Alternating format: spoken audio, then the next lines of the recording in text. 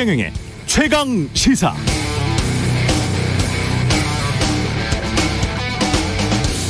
네, 제가 방송을 진행하는 이 섬, 여의도 서쪽에는 국회의사당과 방송사들이 있습니다. 여의도 동쪽에는 은행, 증권사들이 많죠. 서쪽은 정치 마케팅, 홍보가 발달해 있고, 동쪽은 금융상품들 잘 팔기 위한 마케팅이 발달해 있습니다. 그러나 마케팅을 아무리 잘한다고 해서 금융상품 자체가 엉터리로 구조화되어 있으면 파는 사람은 나중에 욕먹고요, 사는 사람은 바보 소리 듣기 딱 적당하죠. 정치 마케팅도 마찬가지입니다. 어떤 정치 커뮤니케이션, 어떤 경영학 마케팅 수업을 가도 거짓말해서 사람 속이고 표만 얻거나 상품만 팔면 그만이다, 이렇게 가르치지는 않습니다. 홍보든 마케팅이든 파는 대상이 무엇이든 공통적으로 개론서에서 강조하는 건 진실입니다. 내용이, 콘텐츠가, 의도가, 사람이, 본질이 진정성 있느냐. 양고기 판다고 하면서 개고기 팔면 그건 위법 부당한 것이다, 이렇게 가르칩니다. 그게 기본이죠. 요즘 언론에 대통령 지지율 떨어진다고 이런저런 메시지 전달의 방식이 문제다, 홍보, 마케팅이 문제다, 뭐 이런 이야기 무성합니다. 그 산이 아니에요. 거기서 그러시면 안 됩니다. 거기 올라가 봐야 소용없습니다. 내려와서 진짜 올라갈 산을 찾아 차근차근 올라가시기 바랍니다. 그게 훨씬 빠른 지름길입니다. 네, 안녕하십니까. 7월 29일 세상에 이익이 되는 방송 최경영의 최강시사 출발합니다. 저는 KBS 최경영 기자고요. 최경영의 최강시사 유튜브에 검색하시면 실시간 방송 보실 수 있습니다. 문자 참여는 짧은 문자 50원, 긴 문자 100원이 드는 샵9730 유튜브 무료 콩 어플 많은 이용 부탁드리고요. 오늘 최강시사, 더불어민주당 당대표 최고위원 예비 경선 끝났죠. 강훈식 더불어민주당 당대표 후보 3인 안에 들어갔습니다. 그리고 김진태 강원도지사 만나봅니다.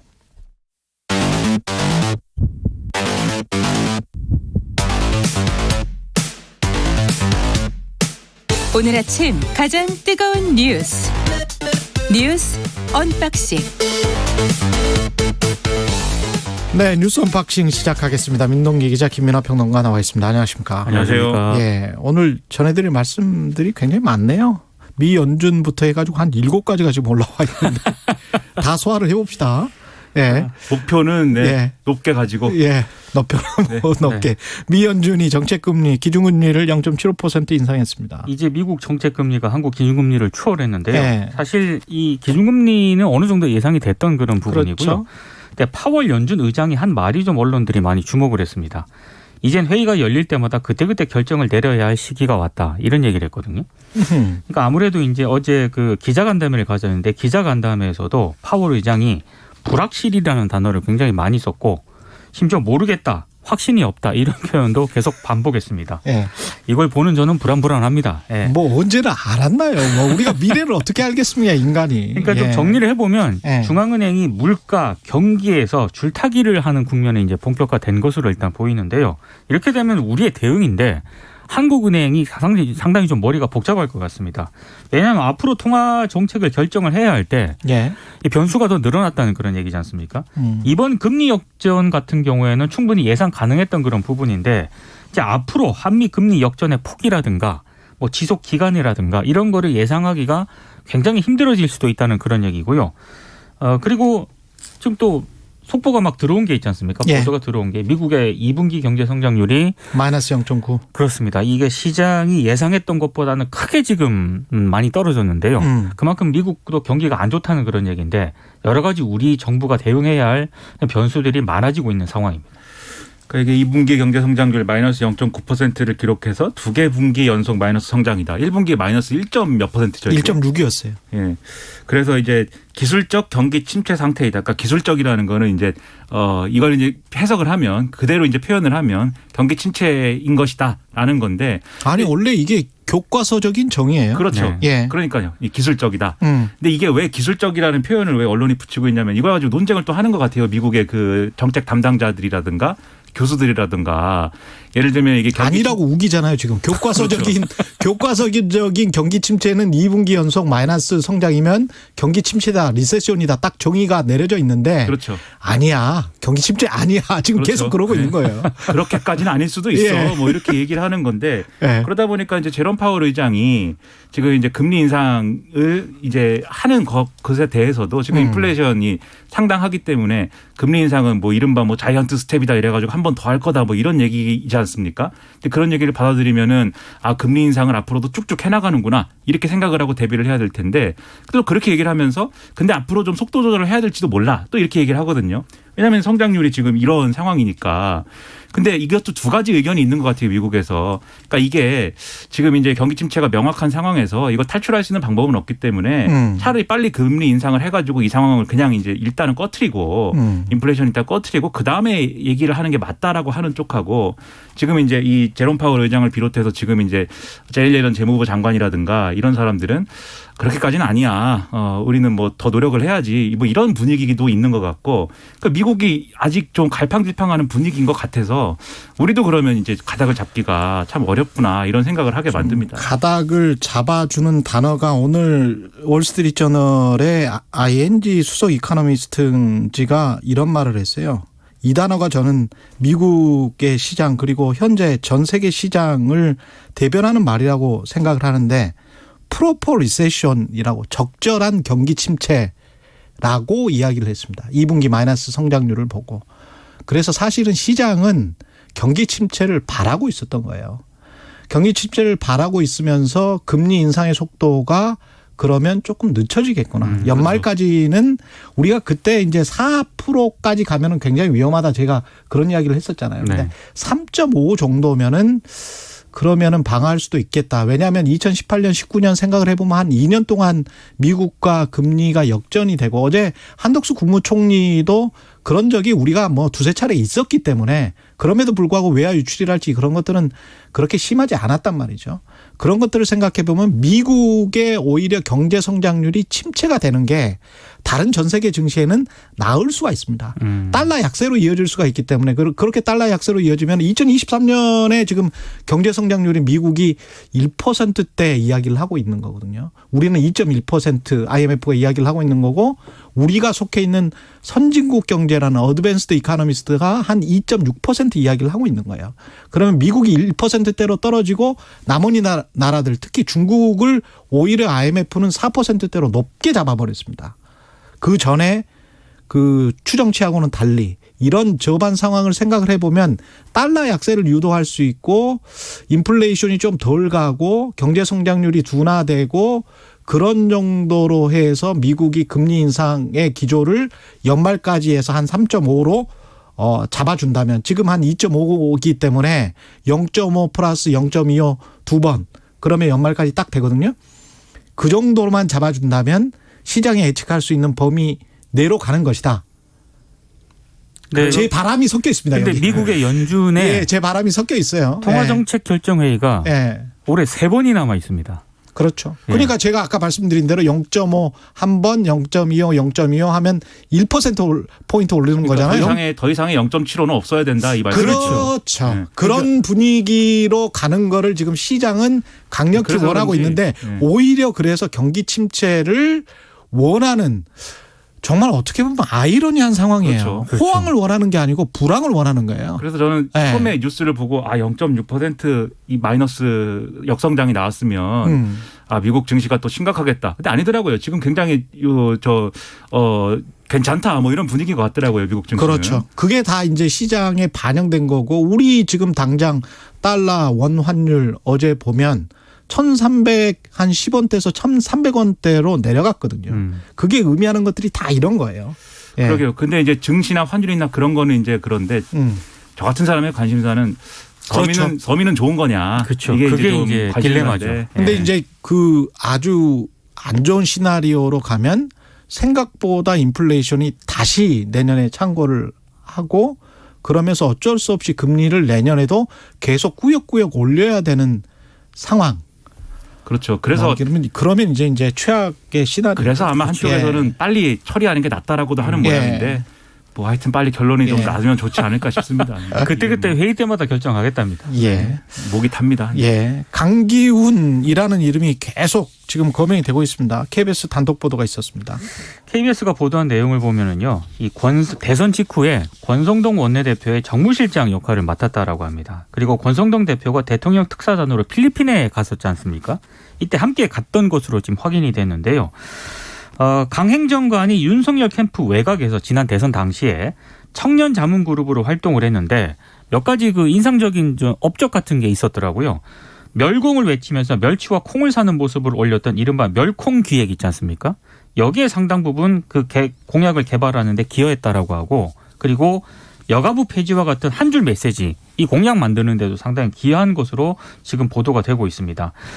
대통령실이 강기훈 행정관의 뭐 구체적인 채용 경위에 대해서는 별도 설명을 안 하고 있는데, 권성동 원내대표는 본인이 추천하지 않았다라는 입장을 밝혔고, KBS에 서면 답변서를 보냈는데 정무실장은 무급 명예직이고 당시 논의할 일이 많아서 업무 효율성을 위해 명예직함을 준 것이다, 이렇게 얘기를 했습니다.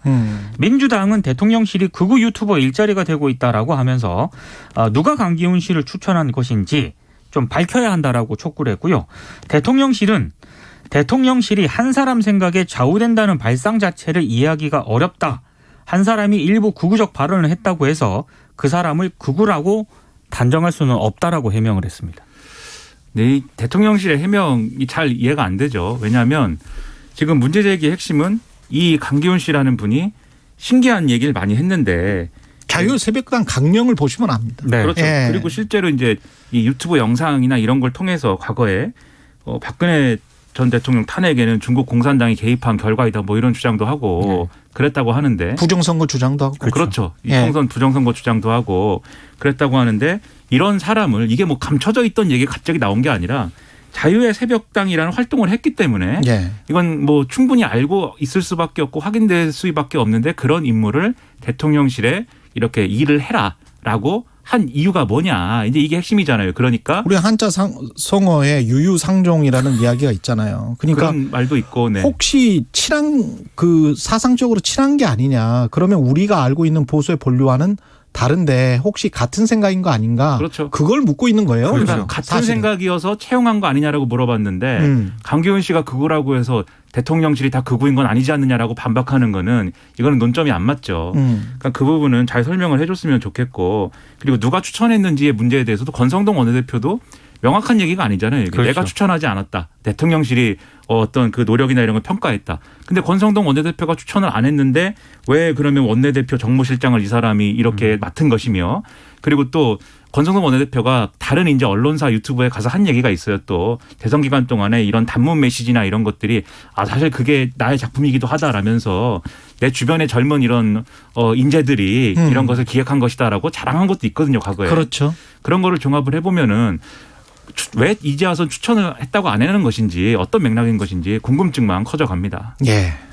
그리고 김건희 여사가 오랜만에 공식 공개 행보를 재개했습니다. 어제 정조대왕함 진수식에 참석을 했습니다. 그리고 한국 인도네시아 정상회담 공식 만찬에도 참석을 했거든요.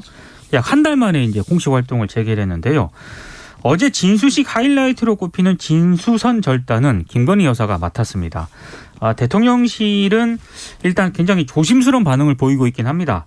내부에서는 뭐 지지율 문제 때문에 김건희 여사가 필수적으로 참석해야 하는 일정 소화 여부를 놓고 고민이 있었던 것으로 안다, 이렇게 얘기는 하고 있거든요. 근데 지금 아무래도 어제 공식 활동을 한 거를 보면은 사실상 그동안 한 달 정도는 좀 굉장히 좀 행보를 좀 자제했었는데 네. 어제를 계기로 이제 공식 행보에 나선 것 아니냐, 라는 게 언론들의 대략적인 해석입니다.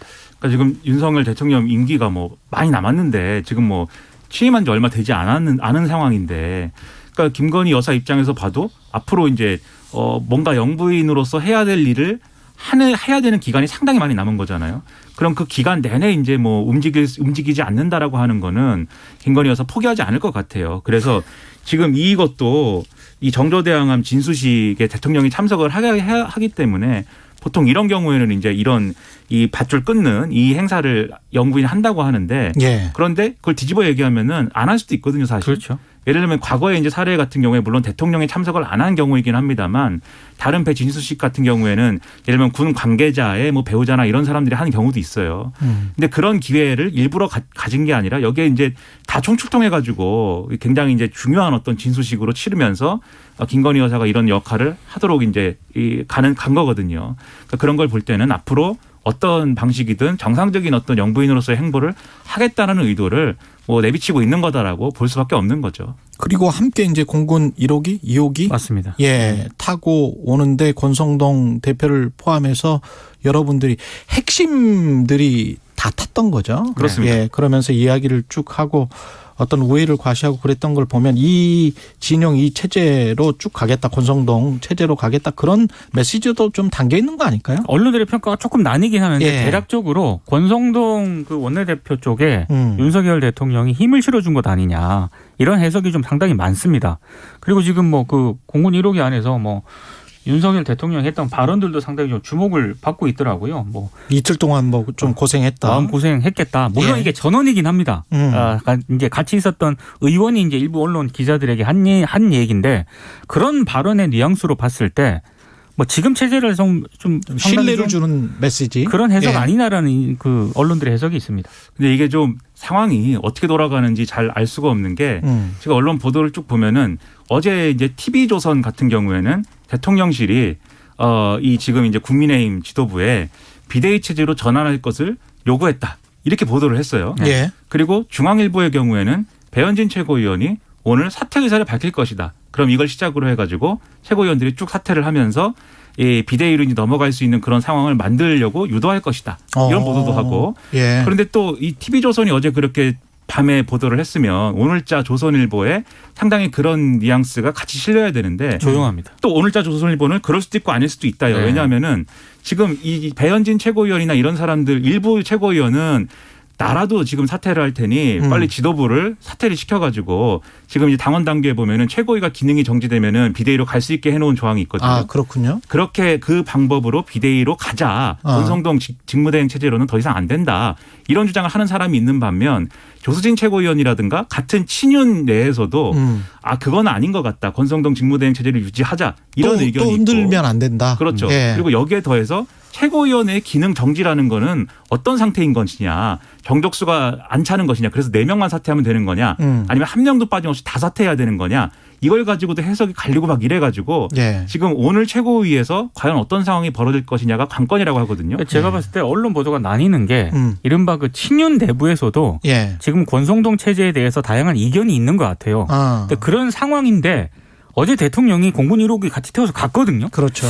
이거는 좀 상당한 메시지가 있는 거 아니냐. 그 부분에서 의문이 있는 거예요. 네. 대통령의 메시지와 태도가 명확하면 왜 이른바 친윤계라고 하는 분들은 왜 알겠습니다. 이렇게 의견이 분분한 거냐. 여기까지 해석을 하고 민주당 예비경선에서 강훈식, 박용진, 이재명 통과했습니다. 이거는 그냥 넘어가도록 하고요. 네. 40분까지 마무리를 해야 되니까 이재명 사법 리스크가 점점 커지고 있다. 8월쯤에 법인카드 경찰 이야기 나오는데 그 계속 수사가 되고 있는 것 같습니다. 그러니까 이게 그 김혜경 씨 법인카드 유용 의혹 수사 결과를 8월 중순에 발표하겠다라고 경찰이 밝혔거든요. 예. 근데 다 보도가 됐습니다만 지난 26일에 이 사건 참고인으로 경찰 조사를 받았던 40대가 극단적인 선택을 하지 않았습니까? 그렇죠. 근데 지금 오늘 언론 보도를 또 보면은요. 일부 언론이 보도한 내용인데 뭐 이 40대 지금 자살한 것으로 극단적 선택을 한 것으로 보이는 이 40대 개인 카드가 법인카드 바꿔치기 과정에서 사용됐다는 의혹이 제기됐다. 예, 개인 카드로 먼저 쓰고 그 다음 날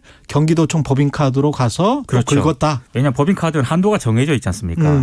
그러니까 이 카드가 사용이 됐다 바꿔치기에 이게 의미하는 건 굉장히 조직적이었다. 뭐 그래서 이제 경찰이 이걸 들여다보고 있는 것 아니냐라는 해석이 있는데 예. 그래서 지금 이제 한 달 정도 이제 이 3명의 후보가 이제 그렇죠. 이제 본 경선을 위해서 이제 경쟁을 해야 되는 거 아니겠습니까? 예. 이 과정에서 이 사법 리스크가 굉장히 커질 수 있기 때문에 이게 외부적 변수가 될 수 있다. 민주당 경선에서 당 이런 해석도 전당대에도 있습니다. 영향을 미칠 수가 있겠습니다. 그렇습니다. 그리고 이제 이분이 왜 그러한 극단적 선택을 했느냐에 대해서 지금 국민의힘에서도 상당히 정치적인 어떤 공세를 막 펴고 있거든요. 예. 그래서 이분이 예를 들면은 너무 과한 수사를 받다가 이렇게 선택한 경우일 수도 있겠고 아니면은 국민의힘 주장대로 하면은 예. 이재명 이제 의원 쪽에서 너무 강하게 이제 방어를 해가지고 그렇게 됐을 수도 있겠고 막 이제 의견이 분분하기 때문에 이분은 안타깝게 됐는데 좀 정치적인 소용돌이 휘말린 상황에서 이런 식으로 좀 시끄러워질 것 같습니다. 네.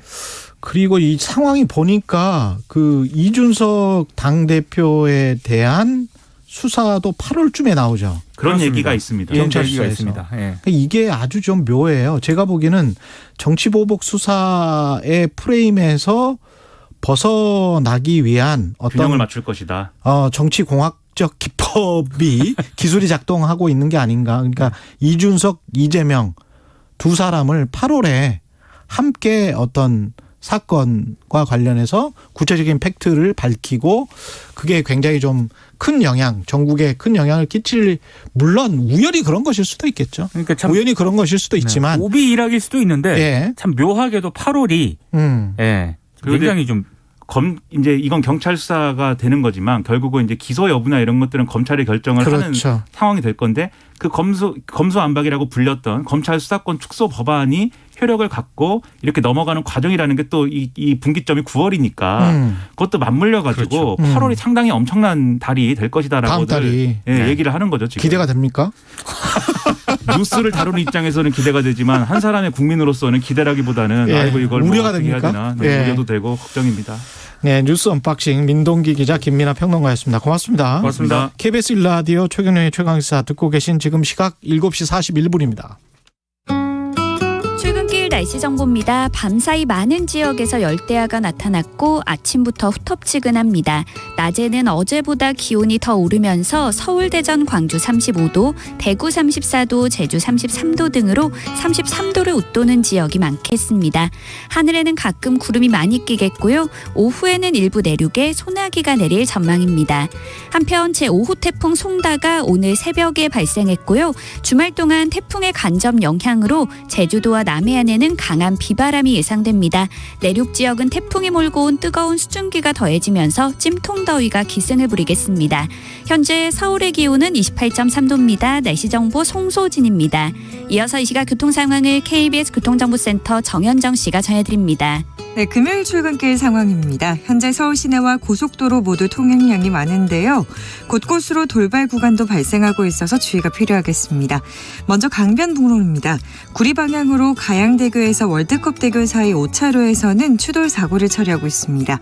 성산대교에서 동작대교까지 정체고요. 올림픽대로 잠실 방향은 행주대교에서 성수대교까지 1시간 넘게 소요되고 있습니다.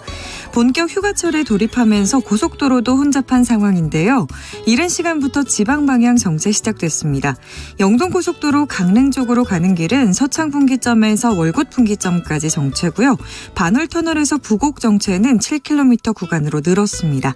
마성터널에서와 용인까지, 용인에서 양지터널까지 쭉 막히고 있습니다. 최근 기온과 강수량이 상승하면서 교통사고도 함께 증가하고 있습니다. 사고 나지 않도록 컨디션 관리 잘해주시기 바랍니다. KBS 교통정보센터에서 정현정이었습니다. 공정, 공익, 그리고 균형. 한 발짝 더 들어간다. 세상에 이익이 되는 방송. 최경영의 최강시사. 네, 우리에게는 방송인으로 친숙한 러시아의 비공식 대표였던 그 비정상 회담에서 과거에 나오셨던 분입니다. 네. 일리아 씨인데요. 2016년에 한국으로 귀화해서 한국 국적을 취득하시고 학생들에게 러시아 문화를 강의하고 있습니다. 최근에는 책 지극히 사적인 러시아 작가로 돌아왔고요. 일단 소개해드리겠습니다. 일리아 교수님. 안녕하세요. 네, 안녕하세요. 한국으로 귀화한 줄 모르는 사람들도 있을 것 같은데요. 네. 그 국적을 바꾸신 이유는 뭡니까? 뭐 이유가 많죠. 뭐 피자 영장 불가하는 부분도 있고요. 또 앞으로 어차피 한국에 계속 살 거니까요. 여기 법률적인 국민으로 사는 게 훨씬 더 좋죠. 귀화 시험에서 100점 만점에 98점 받으셨어요? 네. 엄청나군요. 틀린 문제가 하나였습니까? 네, 하나였습니다. 뭐 틀렸어요? 그때 이제 그 경기도 총량제 봉투 색깔. 경기도 종전지 봉투 색깔. 네, 였어요. 예, 그거 하나 헷갈리셨구나. 네. 예. 그거는 제가 경기도 도민이 아니기 때문에 예. 잘 몰랐습니다. 아, 서울 사람이어서. 네, 저 서울 사람이어서. 예. 그 러시아 출신이기 때문에 저희들이 이제 모신 이유는 러시아 우크라이나 전쟁도 상당히 궁금하고 뭐. 네. 예. 러시아 입장에서 또 이해를 해보면 이게 어떤 전쟁일까? 러시아 사람들은 어떻게 지금 생각하고 있을까? 이것도 그 굉장히 좀 궁금하거든요. 뭐 우선 러시아 정권이랑 그러니까 네. 러시아 정보랑 러시아 사람들이랑 분리해서 얘기를 해야 될 것 같고요. 워낙 이제 그 뭐 소위 말하는 세뇌 프로파간다가 워낙 너무 심해서 사실상은 정부에서 나오는 말은 되게 앞뒤가 안 맞는 부분들이 많기 때문에 딱히 이거 뭐 때문에 정쟁이 일어났다는 거 지금도 공식적인 입장은 없어요. 아, 그래요? 네. 그러니까 처음에 전쟁이 터졌을 때는 뭐 탈나치와 뭐 그렇죠. 탈무기화 이런 게였는데 지금은 공식적으로 그런 목적을 포기했고요. 아, 그래요? 지금은 아예 목적 없이 그냥 정부에서 나오는 말은 이제 거의 공식적으로 없고 그냥 전쟁이 일어나는 거예요.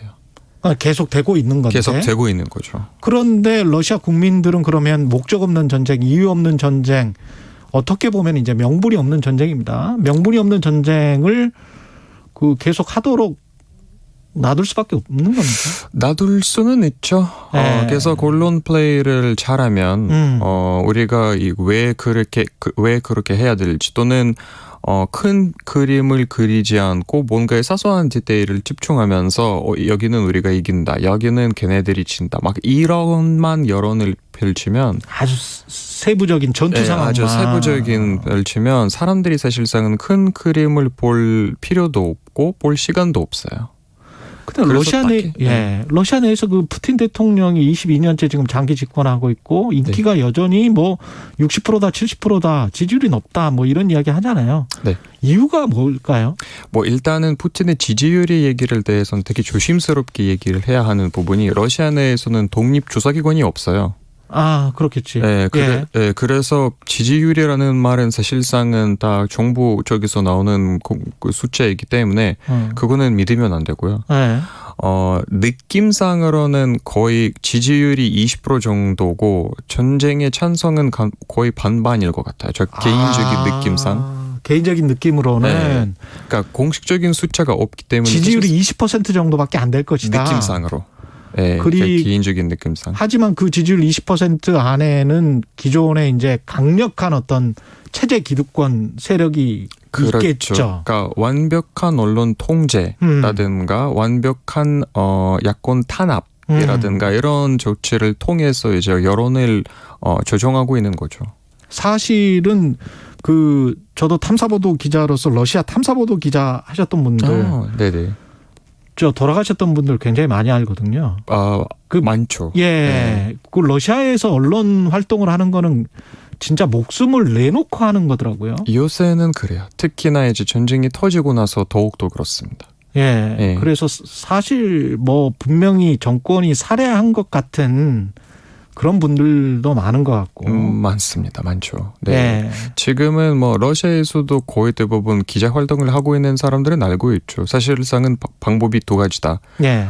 감옥에 가거나 이민 가거나. 그렇죠. 네, 둘 중에 거의 없는 상황입니다. 지금. 사실은 교수님도 그런 생각이 있었던 거죠.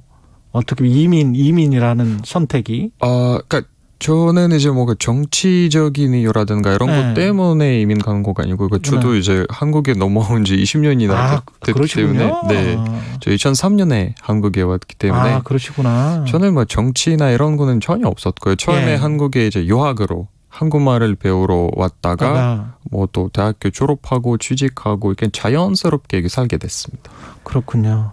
지금 러시아 푸틴 대통령이 어떤 정권이 교체된다든가 이런 상상은 못 합니까? 못 합니다. 못 합니까? 네. 그런 확률이 거의 없다고 저는, 그러니까 저랑 또 여러 가지 전문가들이 보고 있고요. 예. 2010년에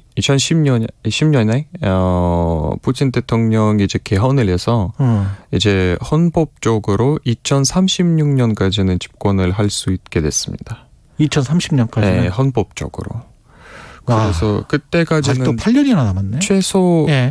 최소 그때까지는 못 내려오겠죠. 안 내려오겠죠. 그러면 우크라이나와의 전쟁은 어떻게 끝날까요? 글쎄, 이거는 끝날까요? 그러니까 이것도 제 개인적인 생각인데 끝나지 않을 것 같습니다. 지금으로 봤을 때 끝나지 않을 것 같아요? 네, 끝나지 않을 것 같아요. 그러니까 한반도 시나리오가 현실이 되거나 아니면 더 계속 이제 에스컬레이트 하면서 핵무기 사용까지는 올라갈 수 있다고 저 개인적으로 판단하고 있고요. 처음에 2월에 이 전쟁이 터졌을 때는 전혀 이 전쟁이 터질 거라고 예상하고 있는 사람이 한 명도 없었어요. 심지어 러시아 내에서도 그렇고 뭐 미국이나 다른 뭐 싱크탱크에서 있는 전문가들도 다 그랬어요. 근데 실제로 터졌잖아요. 그러니까 푸틴을 과소평가를 한 거예요, 사람들이. 그래서 지금의 이 전쟁 상황에서 러시아 경제라든가 또 그 서방에서 엄청난 지금 경제 제재를 하고 있잖아요. 이런 상황에서 푸틴이 오히려 그 어떤 변수를 이용해서 어떤 꼼수를 이용해서 어떤 행동을 취할지는 사실상은 예측 불가이기 때문에 잘은 모르겠습니다. 거기 있다가 지금 한국에 계신 분들은 잘 모르실 수 있지만 동유럽에 계시는 분들이나 학자분들 이야기 들어보면 특히 동유럽 과거 소비에트 연방공화국에 있었던 나라들 같은 경우는 그 느끼는 불안감이 그렇죠. 엄청나다고 하더라고요. 그렇죠. 물론 러시아 정부에서 나오는 말이 뭐 우크라이나는 다르다. 그러니까 동유럽이랑 우리는 사실은 나눌 게 없고 뭐 탐나는 건 없다. 동유럽은 유럽이고 우리는 우리다. 이렇게 얘기를 하는데, 근데 뭐 1년 전만 해도 누가 러시아가 우크라이나를 공격할 줄 아는 사람들이 없었잖아요. 그렇죠. 그래서 뭐 미래를 예측하기가 불가하기 때문에 우리가 모릅니다. 나토나 EU에 이미 가입한 동유럽 국가들 중에서는 서방 진영, 특히 이제 바이든 미국 대통령, 미국이 어느 정도까지 자원과 물자와 무기를 대줄 수 있을 것인가. 그리고 혹시 지금 말씀하셨지만 최악의 시나리오에 푸틴 대통령이 지금 취하는 전략은 어떻게 보면 미치광이 전략일 수도 있는데 그럴 수도 있어요. 여기까지 갈 수도 우리는 있다라는 어떤 암시를 계속 주면서 핵전쟁 같은 그런 전문가 그런 말을 하고 있는 전문가들도 있어요. 이거는 아예 미치광이 정책이다. 우리는 사실은 예측이 불가하기 때문에 여기까지 들어올 수 있다. 우리를 건드리지 말라. 이런 정책을 펼쳐진다고 하는 전문가들도 있는데 전 개인적으로 그렇게 보지는 않고 그러니까 워낙 20년 동안 푸틴을 바라보는 사람 입장으로서 푸틴이 굉장히 전략적이고 상당히 똑똑한 사람이에요. 그래서 뭔가의 미치광이처럼 말도 안 되는 일을 벌어지는 게 이분이 처음이거든요. 그러니까 아무리 봐도 이런 전쟁은 러시아에서 불리한데 모든 면에서 불리한데 근데 왜 이런 불리한 행동을 했을지가 러시아 내부 쪽으로서는 당연히 이해가 되는데 외부 쪽에서는 되게 설명하기가 조금 어려울 수도 있어요. 내부에서는 이해가 됩니까? 그게? 이해가 되죠. 그러니까 일단은 세뇌가 프로파간다가 워낙 너무 심해서 그런 부분도 있고 또 푸틴 대통령 자체 이제 그 자기가 살고 있는 세상이 있어요. 러시아가 차지해야 할 자리. 또는 우크라이나가 있어야 할 자리, 나토가 있어야 할 자리, 막 이렇게 자기가 꿈꾸는 세상이 있어요. 그 옛날 그 일본 제국이 뭐 아시아 대공영 하는 것처럼 슬라브 대공영 뭐 이런 게 있는 거예요? 그런 비슷하다고 보시면 될 것 같아요. 슬라브 민족주의 대공영 뭐 이런 것들? 뭐 그 푸틴이 생각하고 있는 게 이제 민족 기반에 이제 하는 건 아니지만, 근데 대체 비슷해요. 비슷한 그런 생각. 그러니까 과거 소련의 영광이나 이런 것들을 생각을 하고 있는 겁니다. 그러니까 그것도 이제 꼼수로서 이용하는 부분이고요. 원래는 소련을 부활시키려는 노력이 아니라 그냥 러시아를 강하게 만들려는 노력은 푸틴이 본인이 하는 것도 있고 제 생각에는 그건 맞아요. 그러니까 푸틴이 러시아가 독특한 문명을 갖고 있다고 믿고 있어요. 그거는 이제 서방이 아닌 아시아가 아닌 독특한 문명이다. 그래서 이 문명에게 누군가가 명령을 할 수가 없는 문명이라고 믿기 때문에 우리가 무조건 독립적이어야 된다. 근데 독립적이려면 무조건 옆에 있는 나라들은 친러시아 성향을 가져야 된다. 그게 이제 우크라이나가 그 틀에서 벗어나기 시작했을 때쯤 전쟁이 터진 거죠. 그 지금 서구의 경제 제재나 이런 거는 좀 먹힙니까? 러시아 그러니까 경제 제재라는 것은 하루 아침에 확 느껴지는 건 아니에요. 원래 경제 제재라는 게 뭔가 이렇게 딱 해서 뭔가 갑자기 효과가 나타나는 게 아니라 장기적인 이제 그런 효과를 갖고 있는 대책이기 때문에 지금 바로 당장 러시아에 나타나는 효과가 미묘해요. 크지는 않아요. 근데 장기적으로 봤을 때 어마어마한 그런 손해가 보이긴 해요. 이거는 뭐 항공 분야도 그렇고 뭐 산업 분야도 그렇고 그러니까 모든 분야는 그런데 시간이 다 돼서 하여간 평화는 영원한 것 같은데 한 번 더 모셔야 될 것 같습니다. 예, 일리아 벨라코프 교수님이었습니다. 고맙습니다. 네, 감사합니다.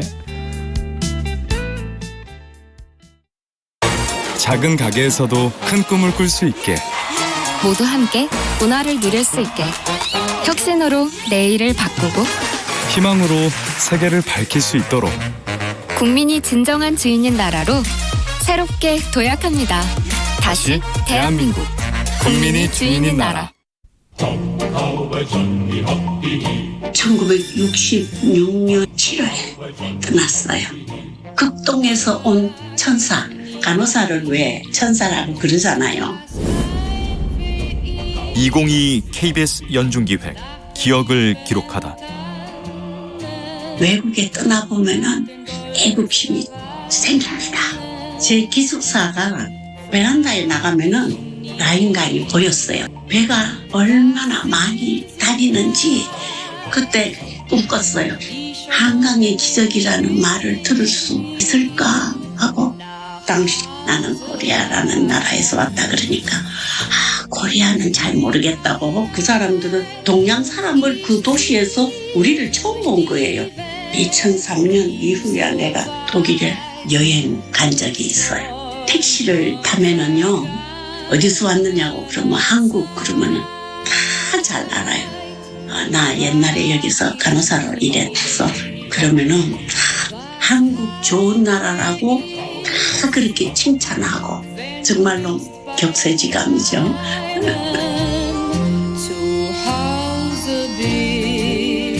우리가 파독 간호사, 광부, 뭐 간호조무사 이런 사람들이 영원히 기억될 수 있는 장소가 있었으면 좋겠어요. 파독 간호사 김병현 씨는 기억합니다. 60여 년 전 한국은 독일로 만여 명의 간호사를 파견했습니다.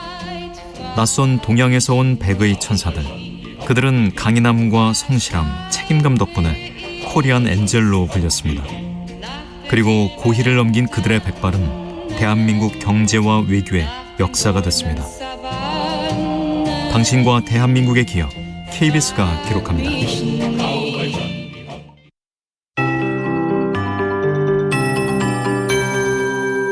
KBS 58분 날씨. 지난 밤사이에 더워서 잠을 설친 분들 많으시죠? 많은 지역에서 기온이 25도 아래로 떨어지지 못해 열대야가 나타났고요. 기온이 다시 오르면서 아침부터 후텁지근합니다. 벌써 서울의 기온이 28.5도, 전북 고창은 29.8도를 보이고 있습니다. 한낮에는 서울과 대전, 광주 35도, 대구 34도, 제주 33도, 강릉, 부산 31도 등으로 어제보다 조금 더 오르는 곳이 많겠습니다.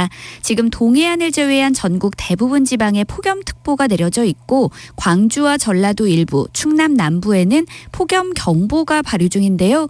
그 밖에 중부지방도 폭염주의보가 경보로 더 강화될 전망입니다. 더위에 지치지 않도록 건강관리에 각별히 신경을 쓰시기 바랍니다. 오늘 전국에 가끔 구름이 많이 끼겠고 오후에는 대기 불안정으로 일부 내륙에 소나기가 오겠습니다. 한편 오늘 새벽에 제5호 태풍 송다가 발생했습니다.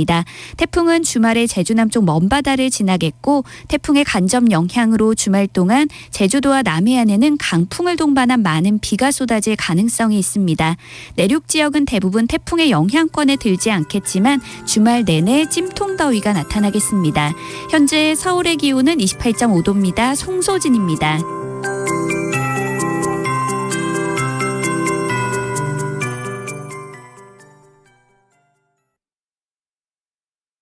정성을 다하는 국민의 방송 KBS가 8시를 알려드립니다.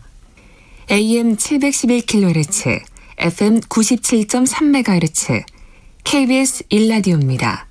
HLKA.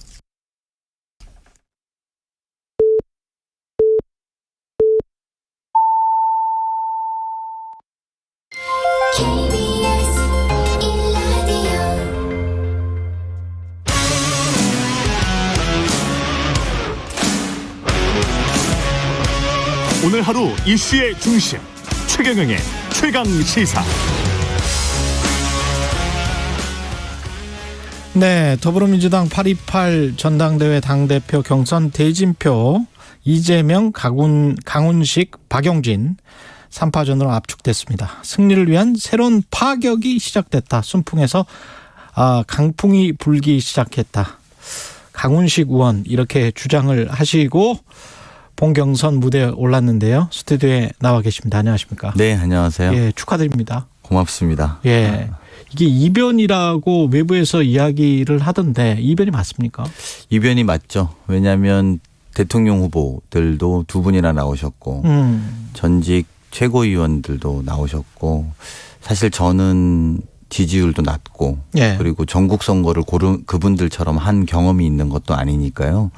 도대체 강훈식이 누구길래 예. 이런 이변이 만들어졌다 저는 이런 생각은 좀 듭니다. 중앙위원들의 마음을 어떻게 얻으셨어요? 한 분 한 분 진심을 다해서 마음을 얻은 것도 있고요. 그리고 사실은 좀 저는 생각지도 않게 많은 분들이 지지 선언하면서 저에 대한 주목도가 중앙위원들 사이에서도 좀 강훈식 다시 보자 약간 이렇게 된 것도 있는 것 같고요. 김용춘 전 장관, 임종석 전 대통령 비서실장, 조응천 의원, 장철민 의원이 공개 지지 선언을 했습니다. 네네. 그런데 이제 그분들이 네. 다 계파나 나이나 세대가 다 다른 분들이시니까. 그렇죠. 예. 그러니까 이제 뭐지? 이게 누구지? 이제 특히 임종석 실장이 뭐 다른 이야기까지 추가로 하면서 총리로 추천됐던 이야기까지 이제 하시면서 좀 주목도가 확 중앙위원들 사이에서는 좀 높아졌던 지점들도 있는 것 같습니다. 어떤 기대라고 생각을 하세요? 변해라, 바꿔라 라는 명령이라고 보고요. 그분들의 자발적 지지도 저한테는 다 그런 명령으로 이해가 되거든요. 이재명 후보를 좀 넘어서는 새로운 변화를 만들어야 된다. 예. 이런 요구라고 저는 생각합니다. 파격을 예선에서는 굉장히 강조를 하셨단 말이죠. 이게 네. 어떤 의미의 파격입니까? 우리 당이 어려울 때 늘 새로운 파격들을 선택했을 때 우리 당이 살아나고 승리했습니다. 이제 뭐 되게 오래된 이야기지만 70년대 40대 기술론도 결국은 파격 아닙니까? 근데 당시에 박정희 정부를 결국은 그 40대 기수들이 무너뜨리는 제일 선봉적 역할을 했고요. DJP 연합도 당시에 파격이었습니다. DJ만으로는 안 된다 이랬는데 새로운 파격을 선택하면 DJP 연합이라는 파격을 그랬죠. 만들어내면서 했고요. 부산 사람 노무현을 광주 시민이 선택하는 파격이 또 있었거든요. 그랬죠. 근데 그런 파격들이 민주당의 새로운 활력과 에너지를 만들었다는 것이고요. 저를 선택해 준 것도 그런 파격을 선택해서 민주당의 새로운 에너지와 미래를 열어라. 저는 이렇게 생각합니다. 그럼 지금 필요한 파격은 뭡니까? 민주당이. 미래를 위한 새로운 시도와 도전이라고 생각하고요. 예. 그런 과정들에서 진보를 재구성하고 우리의 체질을 바꿔내는 역할이라고 봅니다. 그래서 뭐라고 할까요? 한 축으로 보면 윤석열 정부가 강하게 맞서 싸울 수 있는 야당으로서의 역할. 그건 이제 과거의 40대 기술론하고 닮아 있죠. 예. 포갑적인 무능하고 포갑적인 윤석열 정부랑 누가 강하게 싸워줄 거냐 이런 요구가 하나 있다고 보고요. 또 하나는 어쨌든 미래를 준비할 수 있는 대한정당으로서의 역할 그리고 그런 것들이 민주당이 지금 잃어버린 가치 이런 것들을 새로 만들어내는 경쟁을 하라는 게 저희한테 주신 숙제라고 파격의 숙제라고 생각합니다. 강하게 맞서 싸울 것 이거는 뭐 윤석열 정부에 대한 평가 좀 이따 여쭤보기로 하고요. 네. 진보 재구성과 체질을 어떻게 바꿔야 됩니까? 사실 장기적인 숙제죠. 근데 제일 핵심적인 건 이런 것 같습니다. 저는 보수당이 야당의 시간 동안 보수를 재구성했다고 저는 봅니다. 그러니까 지금 1년 전에 보수가 과거에는 우리한테 민주와 반민주 구도의 반민주의 상징들이었는데 물론 지금 윤석열 정부가 그렇게 하고 있습니다만 근데 독재 이후의 인식들이 있거든요. 그렇죠. 그런데 이준석 대표와 윤석열 대통령을 독재 후회라고 지금 말하지는 않습니다. 스스로도 국민의힘이 김영삼 대통령의 후예로 자리매김을 했잖아요. 네. 예. 그래서 물론 이제 하는 행태는 좀 다르긴 합니다만 이 정부가 하는 행태는 좀 다르긴 합니다만 그렇게 좀 새롭게 바뀌는 크게 세 가지를 바꿨다고 보는데요.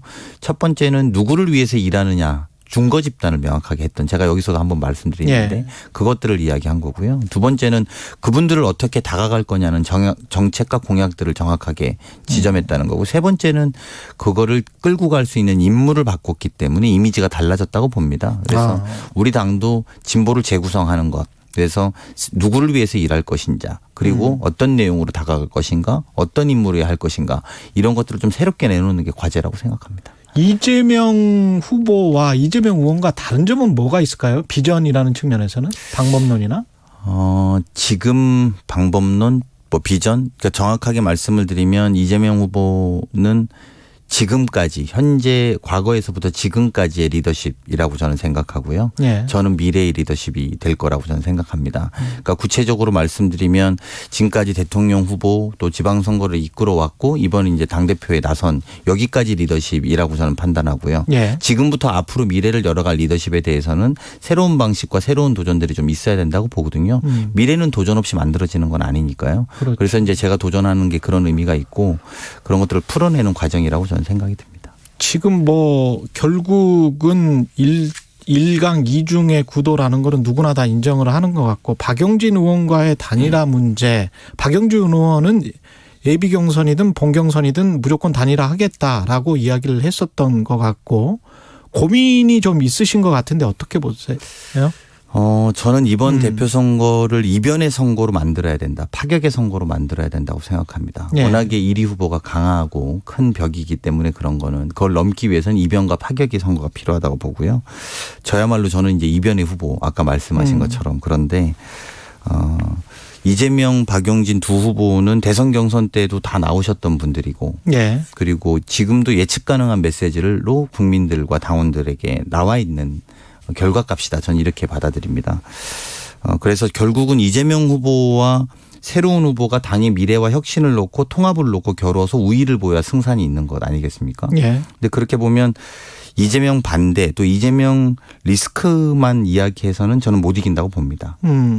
오히려 그럼 대안이 뭐냐? 이제 당원들이나 지지자들은 그걸 묻고 있고요. 그 답이 저다. 저는 이렇게 말씀드리고 있는 겁니다.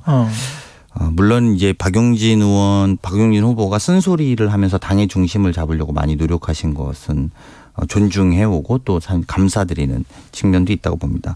근데 아쉽게도 반 이재명 비판 구도 그거가 많이 고착돼 있는 거 아니냐. 그래서 처음에도 이 단일화 전에 저는 컷오프 이후에 단일화 이야기가 될 거다 이렇게 이야기했던데 그런 면에서 보면 다 모여서 하자 이런 제안을 제일 먼저 하셨던 거거든요. 근데 그 다 모이는 게 의미가 뭘까? 저는 이제 그렇게 하면 모든 언론에서 반 이재명 연대 이렇게 잡았단 말입니다. 예. 그래서 저는 그렇게 잡아서는 이재명 후보를 넘을 수 없다. 저는 이렇게 생각하고 새로운 기대나 감동은 오히려 박용진 의원처럼 지난 대통령 선거를 했기 때문에 박용진 의원이 어쨌든 지지율을 당내 이 3명 중에 2등을 하고 있고 예. 저는 이제 이렇게 출사표 던지고 뛴 지가 한 달 정도밖에 안 되기 때문에 지지율이 낮을 거란 말입니다. 근데 그것을 오히려 감동으로 만드는 것은 박용진 의원께서 제 옆에서 제 손 들어주면서 네. 새로운 민주당 미래의 민주당으로 가자. 그래야 다시 가슴 뛰는 거 아니냐 이렇게 할 때 아니냐 이런 거고요. 오늘 이 자리 빌어서 또 말씀드리면 다른 대표 경선 뛰셨던 분들한테도 부탁 말씀을 좀 드리면 당의 미래를 위해서 네. 또 새로운 파격 이변의 선거를 위해서 저와 함께 해 주시고 저로 단일화 요청을 좀 모아주시면 어떠냐. 다른 이 예비 경선에서 뛰어셨던 분들한테도 그런 제안을 드리고 싶습니다. 그래서 결국은 다시 한번 이기는 정당, 통합의 정당, 미래의 정당으로 가는 길은 어대명이 아니라 이대식이다. 이제는 대표가 강훈식이다. 이렇게 말씀드립니다. 이대식이다. 지금 말씀하시는 거 들어보니까 단일화는 하기는 하되 강훈식으로 모아달라 이 말씀이시네요. 네. 그게 가장 파괴력 있는 단일화가 될 거라고 봅니다. 그게 가장 파괴력 있는 단일화. 그러면 일정이나 시기 어떻게 하자 박용진 의원한테 좀 제안을 하시면 어떻습니까? 이제 이야기를 해봐야 되겠죠. 이런 예. 이야기를 이제 해보고 고민도 해보고 이럴 텐데요. 저는 그런 것들은 다 열어놓고 논의해 볼 수 있다고 생각합니다. 그럼 된다면 어느 정도 때 단일화를 해야 가장 적절하다라고 보세요? 뭐 그런 시기가 중요한 건 아니다. 예, 아닌 것 같습니다. 예. 박용진 의원에게 단일화 제안은 뭐 구체적으로 이런 식으로 하자 뭐 어떻게 논의나 뭐 그 전에 혹시 뭐 여론조사를 한번 해보자 뭐 이런 논의는 없었습니까? 아니요, 그런 이야기는 없었는데 예. 이제 그런 방식 자체가 오히려 뭐 젊은 세대, 새로운 세대가 나와서 결국은 여론조사하고 어떤 룰에 맞춰서 하자라는 것 자체가 제가 볼 땐 파격이 아니다. 이변이 아니다. 이렇게 보는 거고요. 아까 말씀드린 것처럼 박용진 의원은 누가 봐도 국민들 저보다는 지난 대통령 선거를 나왔기 때문에 인지도가 높단 말입니다. 예. 근데 그런 식의 예를 들면 단일화는 아무 감동과 감흥이 없고 그냥 큰 사람이 작은 사람 삼켰다라는 식의 표현밖에 되지 않을 거고요. 두 번째는 그게 폭발력과 잠재력도 만들어지지 않을 가능성이 높다고 판단이 드니까 그런 방향으로 폭발력과 잠재력 그리고 이변 그래서 그 이변과 이변이 뭉쳐서 또 근데 그 이변이 새로운 세대에서 또 폭발해서 그래야 좀 어쨌든 되게 큰 산을 한번 넘는 분위기와 또 새로운 민주당의 힘이 생기지 않을까 이렇게 생각하는 겁니다. 그러면서도 반 이재명 연대는 아닌 것 같은. 반 이재명 연대로는 못 이기죠. 저는 그렇게는 처음부터 안 된다고 이야기했습니다. 그리고 민주당이 이재명 후보를 빼고도 지금 생각할 수는 없지만 예. 직전의 대통령 후보 아닙니까? 다만 지금 이재명 후보만으로도 민주당이 안 되는 거 아니겠습니까? 예. 이제 그렇기 때문에 새로운 미래에 대해 도전들이 필요한 거라는 것이고요. 그런 도전을 만들어내는 게 역할이라고 생각합니다. 지금 사실은 8월 중순 그때 그 시기 바로 직전에 김영은 씨 법인카드 유용 의혹 수사 결과를 발표하겠다라고 경찰이 이야기를 했단 말이죠.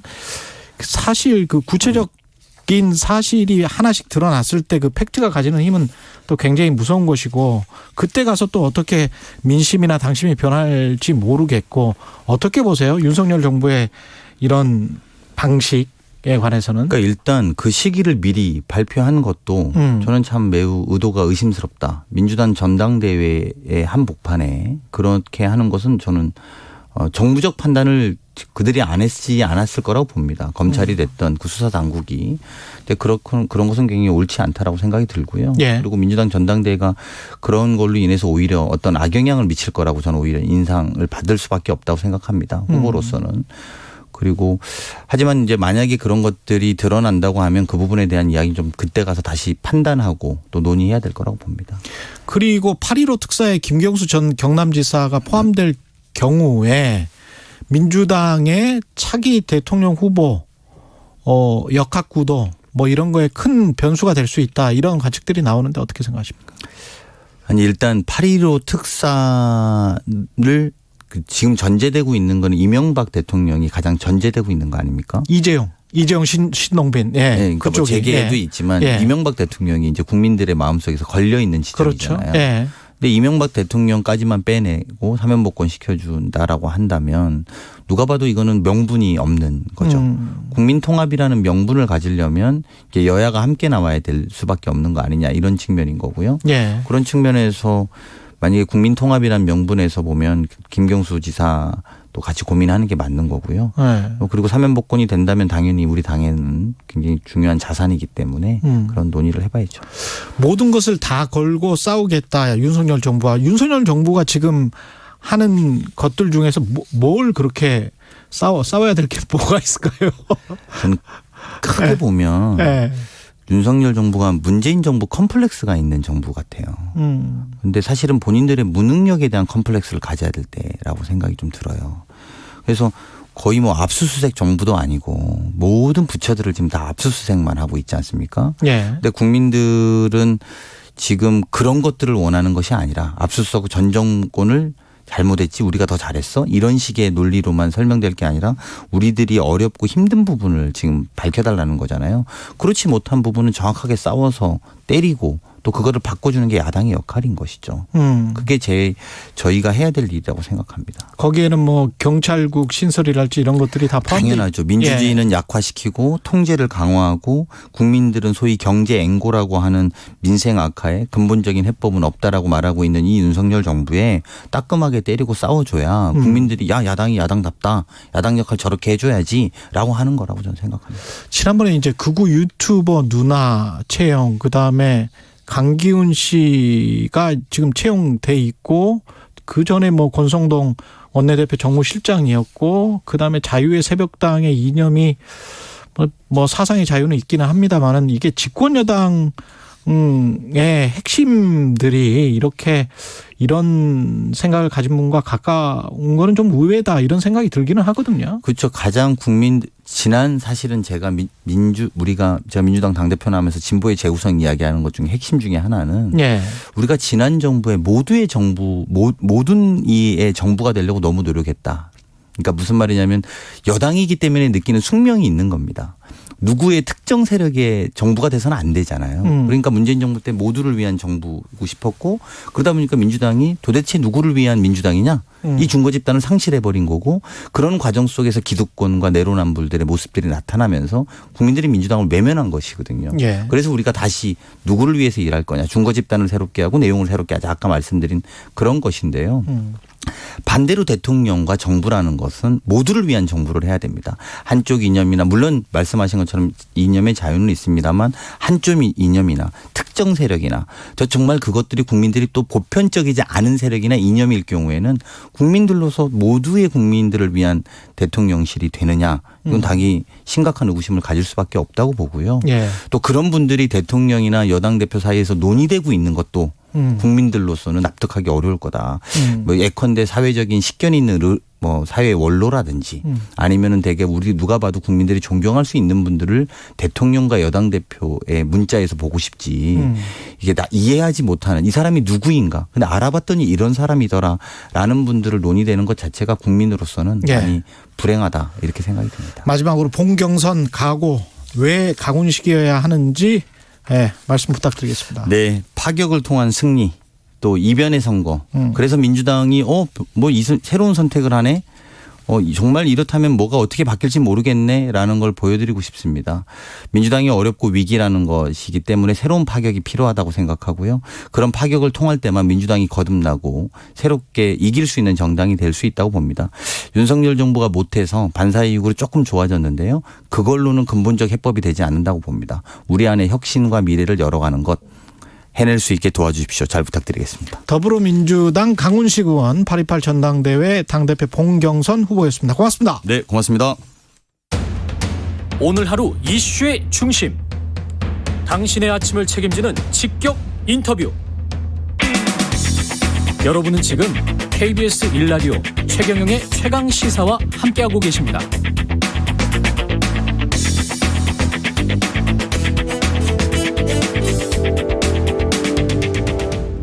네, 민선 8기 지자체장들 벌써 취임 한 달을 눈앞에 두고 있습니다. 오늘은 200만 강원도 시대를 열겠다고 선언한 김진태 강원도 지사 만나보겠습니다. 안녕하세요, 지사님. 네, 안녕하십니까. 오랜만입니다. 예, 서울에만 계속 사시다가 어떠십니까? 강원도는 공기 좋죠? 네, 공기 좋고요. 지난만 한데 일이 굉장히 많습니다. 일이 많으세요? 네.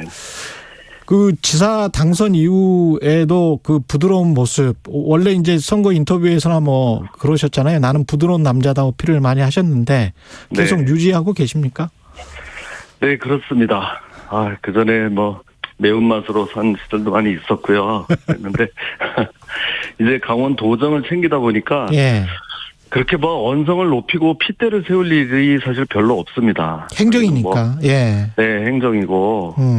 야당이라고 해가지고 싸우고 그래가지고는 안 되겠거든요.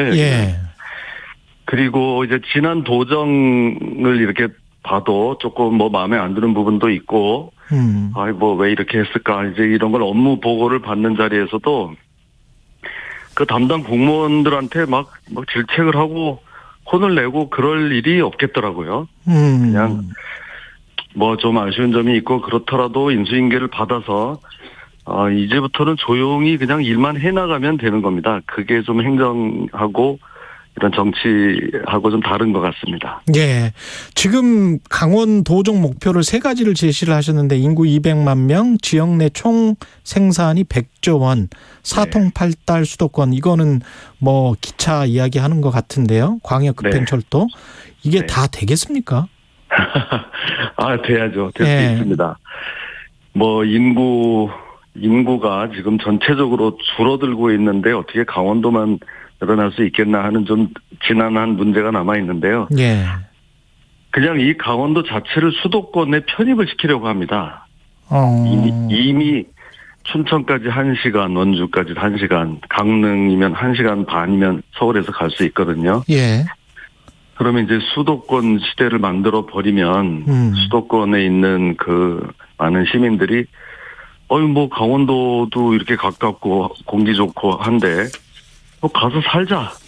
이제 이런 개념으로 하기 때문에 여기는 이제 이 SOC, 이 교통망이 또 그만큼 중요한 겁니다. 더 이거를 촘촘하게 놓고, 그러면 강원도 가서 살면 더 좋은 유인을 만들어야 되겠죠? 네. 그래서 이제 거기 가면 아이들 교육시키기도 좋고, 또 일자리도 있고, 뭐 이제 그런 거를 복합적으로 지금 준비하고 있습니다. 그 집값 문제 때문에라도 수도권이 글쎄요. 만약에 그쪽에서 뭐 한 30분이다, 1시간이다 그러면은 이주할 만한 사람들이 있을 것이다. 서울이나 수도권에서 그렇게 생각을 하시는 거네요.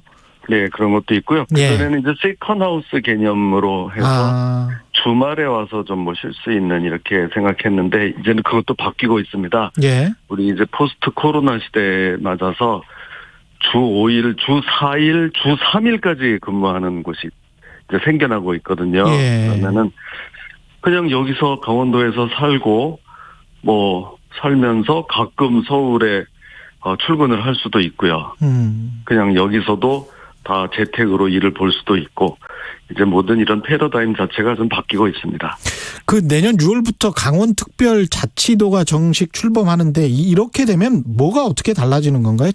피부로 체감할 수 있는 게 뭐가 있을까요? 네, 그게 제일 우리가 지금 고민되는 질문인데요. 예. 이제 제주특별자치도가 지금 출범한 지 지금 16년이 되는데도 제주도민 중에서도 그게 뭔지 잘 모르는 분들이 한 40% 정도 된다고 하더라고요. 예. 그래서 정말 이 시민들이 강원도민들이 체감할 수 있게 이거를 바꿔야 되는데 제일 큰 거는 그거입니다. 저희는 경제특별자치도를 지향하고 있거든요. 예. 그러니까 그전에는 여기가 강원도가 뭐든지 다 있습니다. 뭐 산도 좋고 물도 좋고 멋진 뭐 천혜의 자연 경관들이 있고 다 이렇게 했는데 딱 하나 없는 것. 기업이 없습니다. 기업이. 예. 대기업들이 없고 큰 뭐 이런 일자리를 마련해 주는 그런 게 없어서 이게 모든 게 문제였는데 그래서 이제 기업들을 좀 유치하면 이제 강원도민들이 특별자치도가 되더니 이제 뭐 기업들이 들어오네.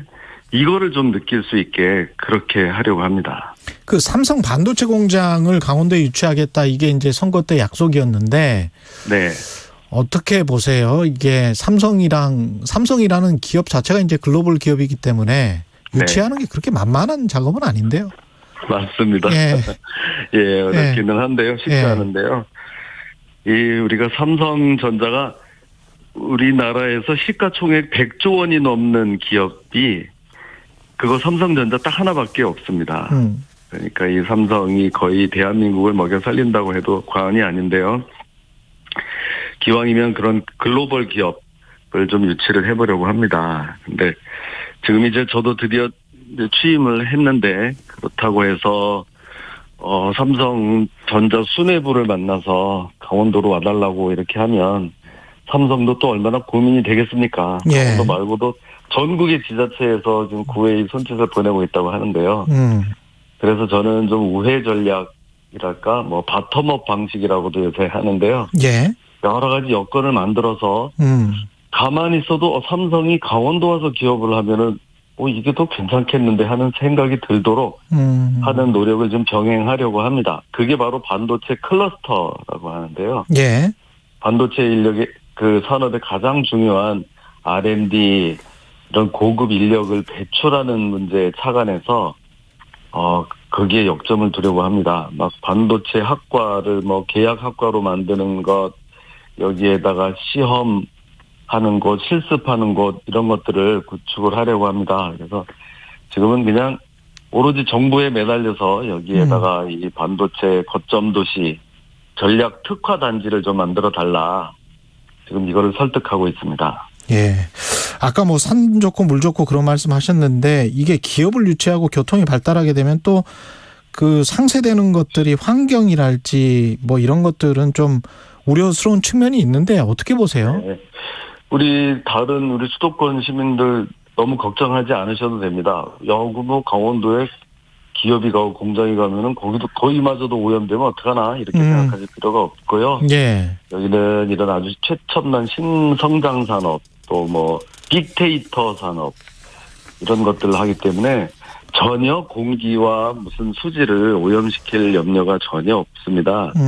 그리고 한 가지 재밌는 게 미국의 그 유명한 애플이나 구글 이런 회사들이 대부분 캘리포니아 실리콘밸리 이런 곳에 위치해 있거든요. 예. 거기를 가는 이유가 뭔지 미국에서 분석을 해봤더니 큰 기업이 어디로 가야 되느냐의 첫 번째 고려 요인이 자연 환경이랍니다. 그거 참 놀라웠는데요. 예. 종사하는 사람들도 좀 이런 멋진 자연 환경을 우선적으로 고려해서 일부러 이렇게 아주 인구 밀집 도시 이런 데를 벗어나서 한적한 교외를 우선적으로 찾아간다고 하는 것이 좀 시사점이 될 것 같습니다. 예. 그리고 중앙정치 이야기를 한 2분간만 여쭤볼게요. 네. 되도록 좀 말 안 하려고 하는데 피할 수가 없겠군요. 지난번에 막걸리 회동을 하셨었잖아요. 이준석 당대표랑. 네. 지금 상황은 어떻게 보시고 그 이후에도 조금 진전된 상황이 있어서 이준석 당대표는 지금 상황에서는 어떻게 행동을 해야 됩니까? 참 곤혹스러운 점인데요. 예. 이준석 대표가 이제 강원도 춘천 제가 있는 곳을 방문했을 때 제가 이제 만나서 막걸리도 한잔하고 이렇게 인간적으로 그렇게 했는데 그것 때문에 또 욕하는 분들도 많이 계시더라고요. 당원들 중에? 아닙니다. 전국적으로. 전국적으로? 김진태가 배신했다 뭐 이렇게 하는데 글쎄요. 제가 뭘 그렇게 배신을 했는지 잘 모르겠고요. 네. 저는 곧 직전 당대표로서 또 제가 어려운 처지에 있을 때 와서 또 저를 많이 도와줬던 분이고 해서 인간적인 차원에서 가서 이렇게 만났던 겁니다. 제가 만약에 강원도지사를 하다가 무슨 어려움이 있어서 뭐 그렇게 됐다 해서 원주 강릉에 좀 바람 쐬러 이렇게 갔는데 친하게 지내던 원주시장 강릉시장이 야 김진태 만나면 이거 오해받는다 해가지고 거기 있다가 다 피해서 어디로 가버렸다. 그럼 그 심정이 어떻겠습니까? 뭐 정치는 나중 문제고요. 그런 인간적인 차원에서 가서 만났던 거고. 예. 가서 지금 한창 뜨겁게 계속 좀 이렇게 갈등 구도가 되는데 한 템포 쉬어갔으면 좋겠습니다. 이준석 대표가. 네, 저도 2년 전에 국회의원에 한번 낙선한 적이 있었는데. 예. 그 다음 날부터 돌아다니면서 시민 여러분, 제가 이렇게 열심히 하는데 저를 그렇게 하시면 어떡합니까? 하면서 열심히 하겠습니다 하면서 막 시장 다니면서 인사하고 그렇게는 안 했거든요. 뭐 다 이유가 있어서 그렇게 됐겠지. 오히려 유권자들이 김진태를 좀 잊어버릴 시간도 필요하시겠다. 이런 생각을 가지고 거의 한 1년 정도는 그냥 집에서 책만 보고 이러던 시절이 있었습니다. 예. 그러다 보니까 또 어떻게 또 이렇게 다시 기회도 오고 이런 것을 봤을 때 지금은 조금 쉬어가는 타임이다. 예. 냉담기를 가질 필요가 있지 않겠나. 네, 그런 생각을 좀 합니다. 알겠습니다. 여기까지 듣겠습니다. 김진태 강원도지사였습니다. 고맙습니다, 지사님. 네, 고맙습니다. 예, KBS 1라디오 최경영의 최강시사 2부는 여기까지고요. 잠시 후 3부에서는 김태훈 뉴스는 쉽니다. 그리고 전통주 이야기도 해보겠습니다.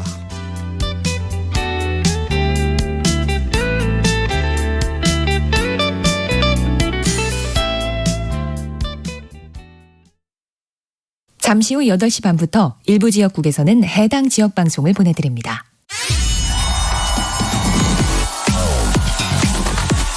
여러분, 경제가 어려워서 너무 힘드시죠? 그래서 준비했습니다. 대한민국 경제 오디션 내가 경제스타 K. 경제와 관련된 이야기라면 모두 환영합니다. 총 상금 6천만 원을 준비했습니다. 자세한 내용은 오후 4시 5분 홍사원의 경제쇼에서 알려드릴게요. 진행은 서툴지만 내용은 알찹니다. 진실의 편에서, 정의의 편에서, 약자의 편에서 뉴스를 전합니다. 주진우 라이브와 함께 더 많이, 더 오래 웃었으면 좋겠습니다. 매일 오후 5시 5분 KBS 1라디오 주진우 라이브. 지금 시각은 8시 30분입니다. KBS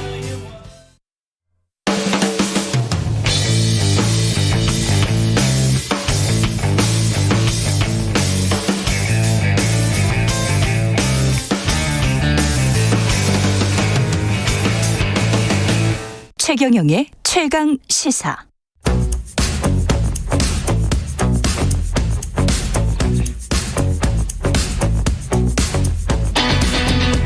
심리로 들여다보는 세상 이야기.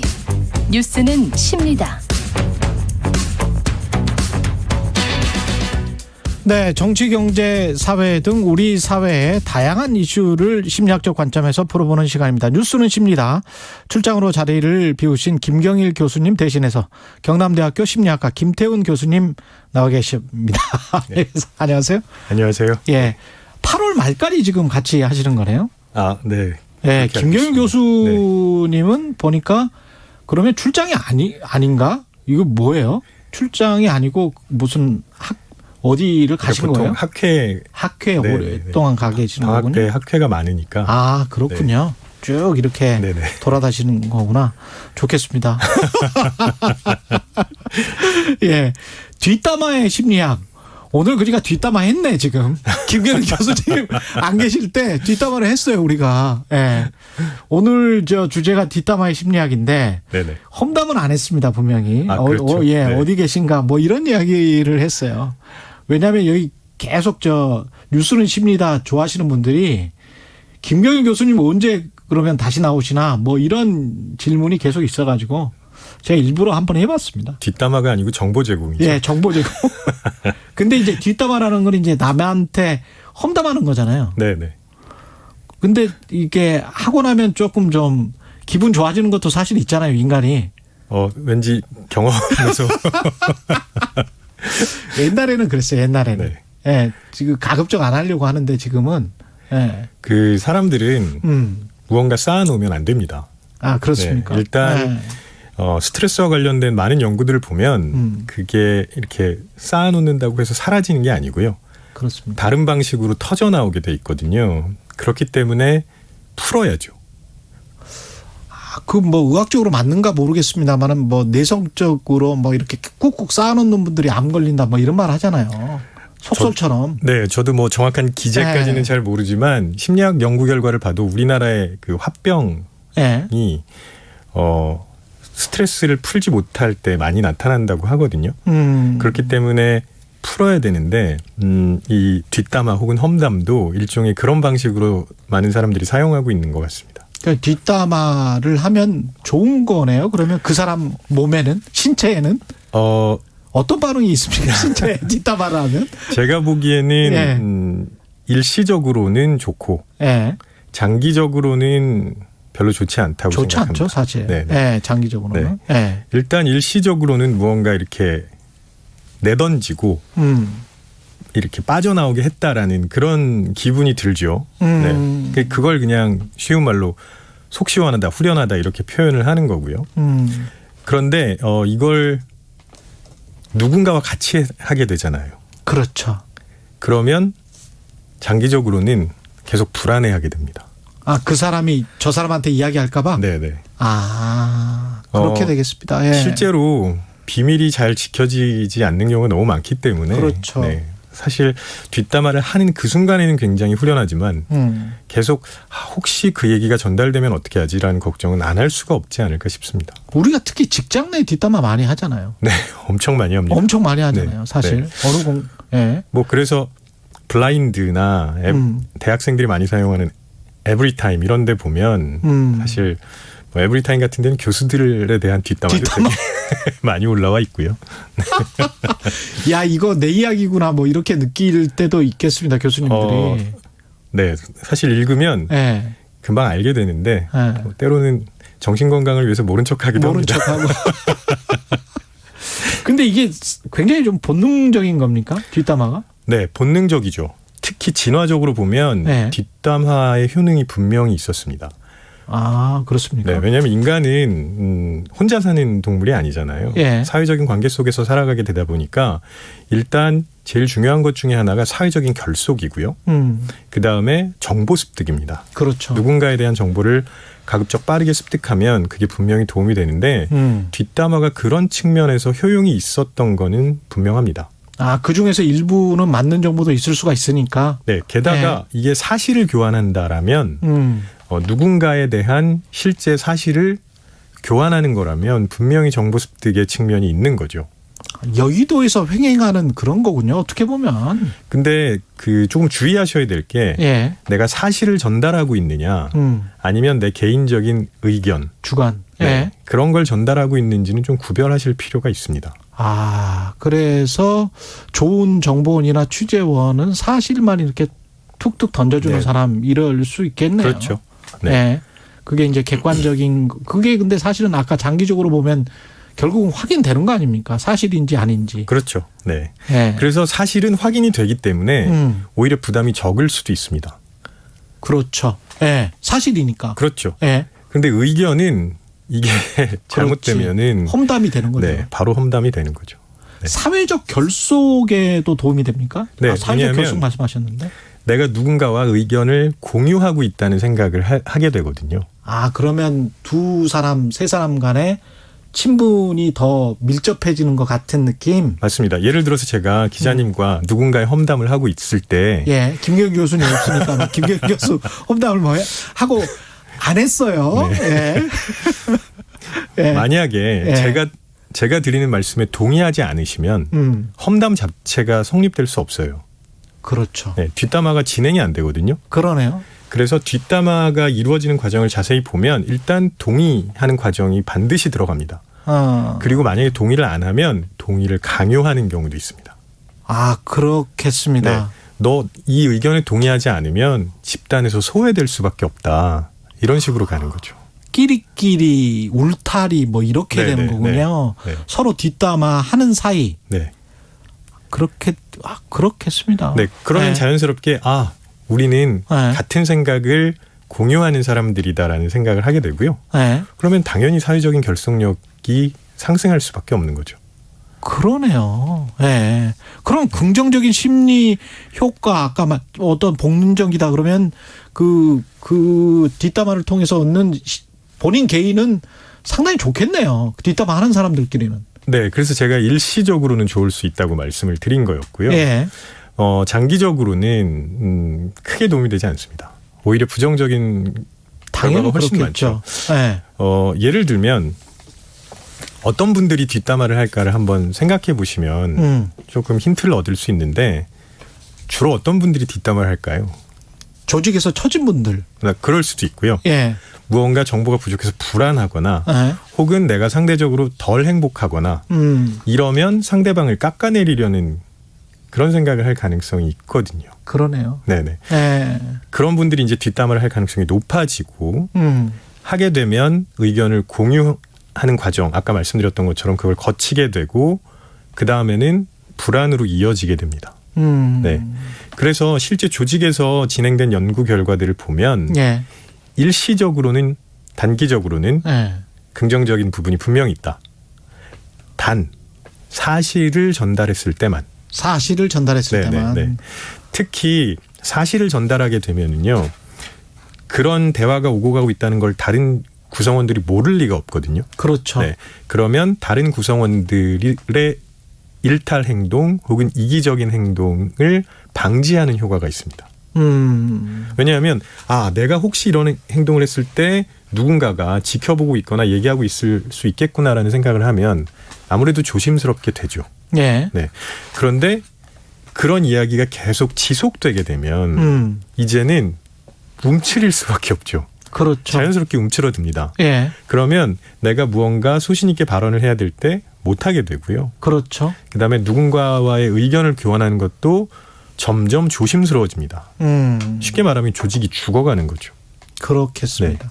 특히 뒷담화가 한 방향이 아니고 이쪽에서는 저쪽 욕하고 저쪽에서는 이쪽 욕하고 막 서로 간에 무슨 뭐 분파처럼 네네네. 이렇게 막 나뉘어져 있고 뭐 이랬을 때는 골치 아프겠는데? 그게 이제 뒷담화의 부정적인 상승작용 뭐 이렇게 표현할 수 있을 것 같은데요. 예. 조직에서 뒷담화가 만연하게 되면 일단 그 뒷담화에 참여하지 못한 사람들은 소외감을 느끼게 되겠죠. 그렇겠죠. 그러면 무조건 참여해야 됩니다. 일단 참여를 네네. 하자. 네. 내가 원하든 원하지 않든 간에 참여하지 않으면 소외되기 때문에 참여를 하려는 노력을 하게 됩니다. 예. 그러면 생산적이지 않은 부분의 에너지를 계속 낭비하게 되는 거고요. 그러네요. 그다음에 그 과정에서 소외되는 분들이 분명히 있을 거예요. 뒷담화에 참여하지 못한 네네. 분들. 그런데 재밌는 거는 소외되는 분들은요. 소외되는 분들이 늘어나기 시작하면 그분들끼리 모여서 또 뒷담화를 하지. 네. 그러면 진짜 조직이 모래알이 되겠군요. 그렇죠. 네. 그러니까 이제 아무 얘기도 못 하게 되는 거죠. 이게 뭔가 수습을 해야 되겠네. 그런 조직이 안 되기 위해서는 어떻게 해야 됩니까? 일단 그 조직에서 뒷담화를 허용하지 않는 분위기가 형성이 돼야 되는데요. 이게 사실 말처럼 쉽진 않습니다. 그 진화심리학자 로빈 덤바 이야기를 잠시 빌리면 우리 인간이 하는 얘기 중에 대략 3분의 2 정도가 다른 사람에 대한 이야기라고 하거든요. 그렇습니다. 네. 3분의 2 정도가. 네. 그래서 다른 사람 이야기를 하지 말라 이건 안 되죠. 그 뒷담화를 하지 않아야 되는 거지 다른 사람의 이야기를 하지 않는 거는 불가능하거든요. 그렇습니까? 네. 그러면 초점을 좀 바꿔줘야 할 필요가 있습니다. 제가 보기엔 2가지 정도가 생각이 나는데요. 첫 번째는 뭐냐면 가급적 대화 상대자와 본인에 대한 이야기에 집중하게 좀 만들어줄 필요가 있습니다. 앞담화를 해라. 뒷담화를 하지 말고. 네. 물론 쉽지 않죠. 네. 근데 특히 그 직원을 하는 거 예전에 소신발언 심리학에서 다루셨는데 쉽지 않습니다. 그러나 연습을 하고 조금씩 풀어나가기 시작하면 둘 간의 대화가 안 될 이유는 없거든요. 그래서 일단 당사자끼리의 이야기에 좀 집중하는 그런 분위기를 형성해 주는 게 좋고요. 그다음에 뒷담화는 기본적으로 누군가의 이야기를 전달하는 거거든요. 그렇죠. 네. 이거를 부정적인 이야기를 전달하지 말고 긍정적인 이야기를 전달하게 해주는 그런 분위기를 좀 만들어줘야 되는 거죠. 맞아요. 네. 괜히 뭐 본인이 잘 듣고 싶지도 않은데 괜히 와서 전달해 주는 사람들이 있어요. 네. 그럼 나중에 보면 오히려 뒷담화를 했던 사람보다 그 사람이 더 싫어. 굳이 듣고 싶지도 않은데. 뭐 그런 경우 있습니다. 네. 그래서 이게 이제 칭찬을 전달한다. 뭐 이렇게도 볼 수 있는데요. 사실 그런 연습이 잘 안 돼 있거든요. 우리가. 네. 좋은 이야기를 전달하는 연습은 잘 안 돼 있고요. 그게 사실은 우리나라 사람들만 그런 건 아닙니다. 실제 연구 결과를 보면 부정적인 이야기와 긍정적인 이야기 2개가 제시됐을 때 부정적인 이야기 쪽에 훨씬 더 초점을 많이 맞춥니다. 사실은 뉴스도 뭐 부정적인 거에 훨씬 더 초점을 맞추잖아요. 네. 왜냐하면 부정적인 이야기, 부정적인 정보에 잘 대처하지 못한 우리의 조상들이 살아남지 못했기 때문에 그건 어찌 보면 본능이라고 할 수 있거든요. 그렇구나. 네. 그렇기 때문에 이 부분은 조금 연습이 필요합니다. 네, 좋은 이야기를, 긍정적인 이야기를 칭찬을 전달하는 거 이거는 연습을 좀 해야 됩니다. 훈련하고 그러면 그 배드 뉴스보다 굿 뉴스를 전달하는 어떤 습관 같은 거를 가져야 되는 거네요. 네. 그게 착한 마음과 착한 조직을 만들 수 있는 길이네. 네. 그리고 개개인이 받는 스트레스를 해소하는 그런 통로, 방법 이런 것들도 좀 만들어줘야죠. 그렇구나. 네. 왜냐하면 쏟아내지 않으면 쌓인다고 말씀드렸잖아요. 심지어는 그 2018년에 이그노벨상을 수상한 연구가 하나 있는데 자기 나름대로 싫어하는 사람들이 있거든요. 그럼 뒷담화하지 말고 저주 인형을 만들어라. 저주 인형을 만들어라. 네. 똑같이 만들면 안 됩니다. 똑같이 만들면 그냥 왜요? 아무 인형이나 해서 인형이나 이건 해서 누구야라고만 하면 되거든요.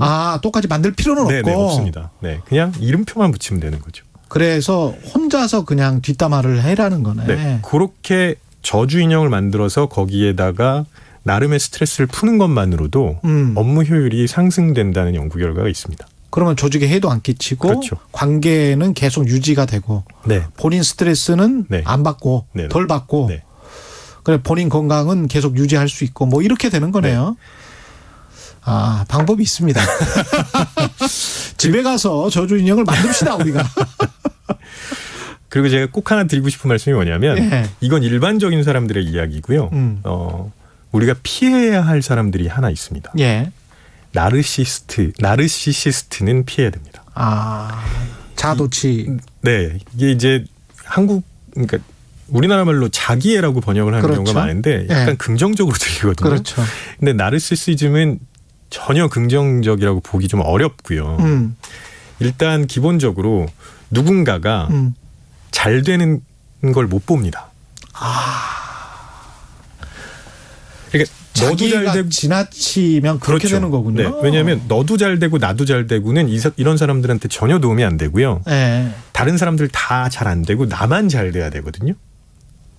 그게 나르시시스트군요. 그렇기 때문에 이분들은 이런 성향을 가진 분들은 뭐 뒷담화가 너무 자연스럽죠. 그런 사람 좀 피해야 되네 관계에서. 바로 손절하셔야 됩니다. 바로 손절해야 된다. 네. 남 잘 되는 거 배 아파하는 사람들은 바로 손절하자. 네. 예.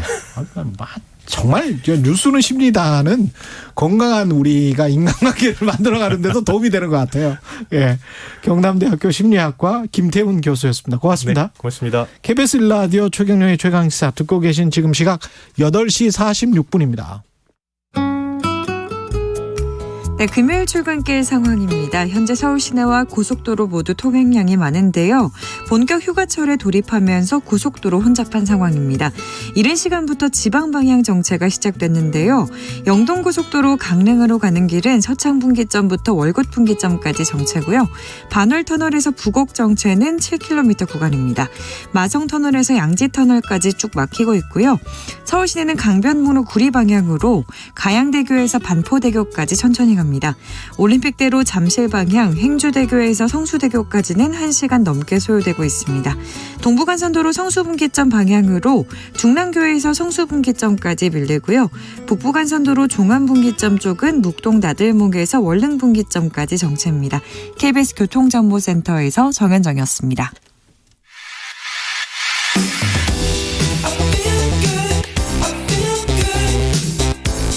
세상에 이익이 되는 방송 최경영의 최강시사. 네, 오늘 마지막 인터뷰 우리 술에 대한 이야기 해보겠습니다. 금요일 아침인데요. 아직은 우리 술의 역사와 종류, 흥미로운 이야기를 담은 책을 낸 탁재영 PD, 다큐멘터리 오지 전문 PD로 유명하신 분입니다. 연결돼 있습니다. 안녕하세요. 네, 안녕하세요. 세상은 넓고 맛있는 술은 많습니다. 뭐 이런 말씀을 하셨네요. 네. 그 술 다 드셔보셨습니까? 제가 사실 해외 취재를 많이 했던 PD인데요. 그렇죠. 초년생 때부터 해외 콘텐츠를 취재할 때 이상하게 좀 술 아이템을 많이 다루게 됐어요. 그래서 이제 각국의 술, 뭐 이탈리아의 그라파라든지 루마니아의 빨린꺼라든지 이런 이름도 생소한 술을 마시다 보니까 세계 각국에 참 좋은 술이 많다는 걸 눈을 뜨게 되고 그래서 그걸 이제 사와서 마시고 블로그에 자랑을 하다가 소문이 나가지고요. 그래서 이제 세계 술에 대한 책을 쓰게 된 게 이제 제 첫 책 스피릿 로드라는 책이었습니다. 네네. 그래서 이제 그 이후에 관심이 좀 자연스럽게 우리 술로 크래프트 맥주를 거쳐서 이제 우리 술로 오게 돼서요. 한 명의 술꾼으로서 자연스러운 관심의 이동, 그리고 이제 그로 인해서 느끼게 된 아쉬움과 호기심에 대해서 스스로 해결책을 좀 마련해서 책을 쓰게 됐습니다. 술이 정말 맛있다. 뭐 개인적인 뭐 주관적인 거라 그 어떤 일정한 도수, 특정 도수나 어떤 향 뭐 이런 게 있습니까 혹시? 뭐 그건 개인마다 다 다를 것 같은데요. 탁 PD님은 어떠세요? 네. 저 같은 경우에는 좀 이렇게 양극화인 것 같아요. 그래서 아예 좀 부담 없이 마실 수 있는 맥주나 막걸리, 아니면은 아예 그 강한 펀치감을 선사하는 40도 이상의 그런 증류주. 그렇죠. 이제 그런 식으로 좀 나눠지는 것 같습니다. 그 인류가 술을 마시기 시작한 게 굉장히 오래되지 않았습니까? 그럼요. 얼마나 됐습니까 이게? 얼마 전에 그 제임스 우주 망원경이 네. 그 2,500광년 거리에 있는 성운 모습을 찍어서 화제가 됐잖아요. 그랬죠. 예. 근데 이제 그거보다 더 먼 그 26,000광년 떨어진 은하 중심부에 수십억 킬로미터에 걸친 알코올 구름이 있답니다. 예. 그만큼 이제 알코올이라는 게 우주의 굉장히 기초적인 물질인 거거든요. 그럼 그 알코올 구름 그 술 좋아하시는 분들은 가가지고 어떻게 구름 위에 떠서 어떻게 바로 드시면 큰일 납니다. 이거는. 뭐 이제 가실 수 있을 때의 얘기겠지만요. 네, 여튼 그래서 지금까지 고고학적 증거로 인해서 이제 밝혀진 걸 보면은 9,000년 전에 9,000년 전에 네네 중국 허난성 그러니까 중국에서도 중동부죠. 예. 여기에 자후라는 곳이 있는데 여기에서 술 성분이 남아있는 토기가 발견됐어요. 그래서 뭐 신석기 시대부터 이미 만들어 먹었다고 알 수 있고요. 그래서 이제 성분을 분석을 해보니까 포도랑 산사나무 열매, 꿀 그리고 쌀이 나왔거든요. 포도? 네네. 네, 와인이군요. 그러니까 와인인데 예. 사실 요게 우리 고문원에 수록돼 있는 쌀을 이용해서 빚는 여기다 이제 포도 과즙을 넣어서 빚는 포도주랑 굉장히 흡사합니다. 9,000년 전에 이미 우리나라의 경우에는 5,000년 전에 이미 쌀을 재배를 했던 흔적이 발견됐거든요. 그렇죠. 그리고 그 당시에 빗살무늬 토기도 발견이 됐고요. 예. 그러니까 이미 그로부터 4,000년 전에 중국 중동부 지역에서 술을 빚어 먹었는데 우리가 재료도 있고 도구도 있는데 술 빚기를 하지 않았다고 생각하는 게 더 이상하거든요. 그렇죠. 그렇겠죠. 네. 네, 그러니까 우리도 거의 그 쌀 재배 역사와 함께 술 빚기가 시작됐다고 보는 게 맞을 것 같습니다. 우리도 한 5,000년 전부터 술을 마신 게 아닌가. 우리 술이라는 게 뭐예요? 우리 술의 정의는 어떻게 할 수 있습니까? 네, 제가 이제 그 책 이름이 우리술 익스프레스인데 사실 이 우리술이라는 게 이 용어가 법률 용어는 아닙니다. 예. 그래서 이제 법률 용어는 전통주 등이라는 용어로 돼 있어요. 그렇죠, 그렇죠. 예. 네네네. 그래서 전통주 등이니까 그 안에는 이제 전통주 그리고 그 밖에 이제 기타 등등의 술 이게 이제 포함되어 있을 거 아닙니까? 그렇죠. 그래서 이제 전통주는 일단은 세 가지 전통주라고 합니다. 이제 국가 무형문화재나 지방 무형문화재로 지정된 술, 그리고 지역의 특산물을 이용해서 지역 농업인이 만드는 지역 특산주, 예, 이렇게까지를 이제 전통주라고 하고요. 이제 이것 말고도 한국 술 8개 주종이라는 게 있어요. 예. 약주, 탁주, 청주, 과실주, 증류식 소주, 일반 증류주, 리큐르, 기타주류. 여기에 들어가면서 전통주 면허가 아니라 일반 면허나 소규모 주류 제조 면허를 가지고 만드는 거를 그것까지를 전통주 등이라고 봅니다. 근데 뭐 법적으로는 그렇다고 하더라도 우리가 그러면 제가 이렇게 질문을 드려볼게요. 우리나라 물로 우리나라 무슨 뭐 모든 그 공장의 기계로 해서 만든 우리식의 맥주. 네. 이거는 전통주입니까? 이게 이제 법적으로는 사실 전통주가 될 수가 없습니다. 전통주가 법적으로는 안 될 것 같아요. 예. 맥주, 희석식 소주, 브랜디, 위스키는 우리 땅에서 만들어지더라도 전통주 등에 포함될 수 있는 길이 쪽으로 이제 원천적으로 막혀 있거든요. 아, 그래요? 그러면 우리식으로 위스키를 만든 그런 술이 있잖아요. 네. 그러니까 우리식으로 우리 재료를 가지고 만들더라도 이를테면은 진, 그러니까 허브를 이용해서 만드는 그 증류주거든요. 이 진을 만들거나 아니면은 애플 사이다나 시드르, 그러니까 이건 사과로 만드는 와인이거든요. 예. 그리고 일반 포도 와인 이것까지는 전통주로 인정을 받을 수가 있어요. 지역 재료를 쓰면. 아, 그렇게 되는 거군요. 근데 이제 브랜디나 위스키는 법적으로 완전히 막혀 있기 때문에 이제 이런 것들은 우리 일반의 어떤 그 직관적인 인식이랑 좀 벗어나 있잖아요. 그렇죠. 그래서 법적으로 좀 정비가 돼야 될 문제라고 생각을 하고 그다음에 형평성 문제에 있어서도 맥주나 뭐 브랜디, 위스키까지도 우리 농업인들을 위해서 우리 농산물로 만들면 인정을 받을 수 있게 하는 게 맞지 않나라는 생각을 하고 있습니다. 산업적으로도 그게 훨씬 더 좋을 것 같은데요. 네. 네네. 그 우리가 술의 역사에 뭐 한민족의 역사만큼이나 다사다난했을 것 같은데 어떤 사연 같은 것들은 있을까요? 어떤 사연들이 있을까요? 뭐 이야기가 너무 많아서 뭐 다 하자면은 예. 뭐 그 대학 한 학기 강의를 해야 될 것 같고요. 2분밖에 안 남았습니다. 그러니까 예. 이제 막걸리 하나만 봐도 우리가 굉장히 많은 이야기가 담겨 있는데요.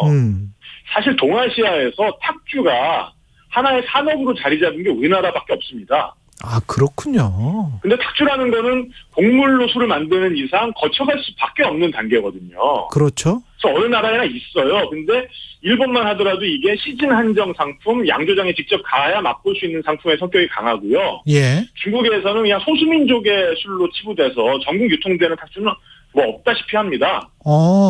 근데 이제 우리만 유독 살균 막걸리, 뭐 냉장 유통되는 생막걸리 이런 게 있잖아요. 이유가 뭡니까? 그러니까 그만큼 우리가 막걸리 사랑이 아주 지독했다는 걸 알 수가 있어요. 그래서 일제시대 때는 막걸리를 그냥 놔두면 그냥 고사할 줄 알았거든요. 예. 그러면서 이제 자신들의 술, 세이슈라고 부르는데 이게 하나가 청주입니다. 그렇죠, 그렇죠. 그래서 이제 이걸 우리나라에 이식을 시키려고 우리식 청주의 이름을 이제 주세법상 약주로 바꿔가면서 굉장히 노력을 기울였거든요. 그런 거에 비하면 탁주는 거의 뭐 없는 자리 쳤던 셈인데 탁주가 또 생명력이 굉장히 끈질겨요. 그렇죠. 그러면서 이제 2차 세계대전 때가 되니까 이게 가격 때문에 그리고 이제 이걸 마시면 배가 부르기 때문에 그렇죠. 더 사랑받게 됐어요. 아, 농사하면서 또 일하다가 예. 그렇죠. 네네. 그리고 이제 해방 이후에는 산업화 시대가 되면서 쌀이 모자라니까 군사 정권이 쌀로 술 빚는 거를 금지해 버리거든요. 그랬습니다. 이제 그런 와중에도 원조 받은 밀가루를 가지고 막걸리를 그럴듯하게 만드는 법을 우리 양조업자들이 개발을 해내신 거예요. 이렇게 만들어진 막걸리가 90년대 이후에 본격적으로 쌀 막걸리가 재등장할 때까지 시간을 벌어줬어요. 예. 그러면서 이제 지금은 뭐 프리미엄 막걸리 같은 것들이 많이 나오잖아요. 예. 그래서 중간 단계에 그런 감미료가 들어간 밀 막걸리가 뭔가 안 좋은 그런 인식도 있긴 하지만은 시장을 유지시키고 사람들한테 막걸리라는 존재를 잊지 않도록 만들어준 굉장히 고마운 존재이기도 합니다. 예, 뭐 이거보다 더 자세한 얘기는 이제 제 책에 있으니까. 예. 술 이야기 오늘 해봤습니다. 아유, 탁재영 PD 술 한잔 하고 싶네요. 예. 네, 저도 뭐 출연 시간 늘 즐겨 듣고 있습니다. 예, 고맙습니다. 네, 감사합니다. 예. 7월 29일 금요일 KBS 1라디오 최경영의 최강시사였습니다. 다음 주에 다시 돌아오겠습니다. 고맙습니다.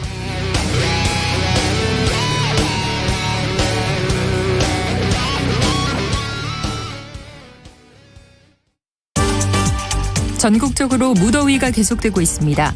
폭염은 열사병, 열경련 등의 온열 질환을 유발할 수 있으며 심하면 사망에 이르게 됩니다. 폭염이 이어지면 외출을 자제하고 최대한 실내에